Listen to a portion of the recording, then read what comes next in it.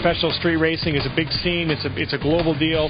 It's huge. We've done that. We've built the world around that, and we've placed you in that world to compete at the highest level of street racing.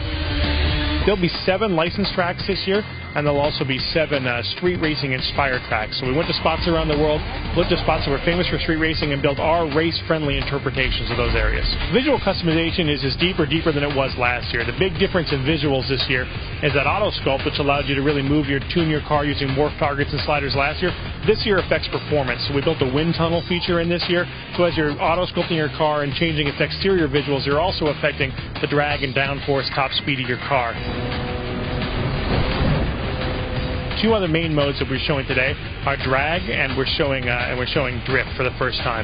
So drag and drift this year are both based on that entirely rewritten physics. They work a little differently than you've seen in previous Need for Speeds. Drag, for instance, is really about competing on street or on track locations, and your goal is just to be able to control the enormous powers of these drag cars, trying to keep them straight, take off from the line in a good way, shift at the right times, and control the car down the track.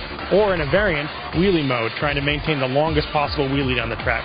Drift is also based on the new revised physics this year, and so your goal with drift is to maintain the optimal angle and speed and get around the track with as long a continual drift at the highest possible speed and angle you can deliver. So drift and drag take place all over the world on both street and track locations and are very different depending on where you are. There'll be 8-player online racing, and the majority of the modes there'll be 2-player where it makes more sense to have 2-player.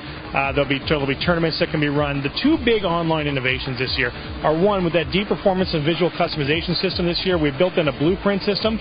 That means that if you're a great tuner, you can build that blueprint, save it, and share it with your friends. And these blueprints can move virally, shared from person to person, but you always get credit as the guy who built that car. The other big online innovation this year is our social competition. So you can build your own custom race day, share it with your friends, and they can race against your shadow or the shadows of up to 7 others of your friends together. We'll be out before Thanksgiving, and we'll be on PC, PS3, Xbox 360, Wii, PS2, and of course DS. So we'd love for people to pick up a copy of the game and give it a shot.